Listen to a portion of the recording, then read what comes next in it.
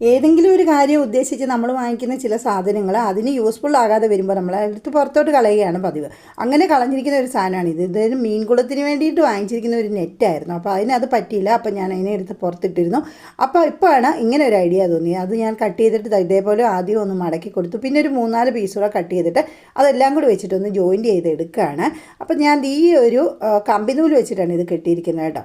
അതിങ്ങനെ നല്ല ടൈറ്റായിട്ട് തന്നെ കെട്ടി നല്ല മനോഹരമാക്കി വെച്ചിട്ട് ഈ ഒരു ഷേപ്പിലാണ് ഞാനിപ്പോൾ ഇത് കെട്ടി വന്നിരിക്കുന്നത് കേട്ടോ.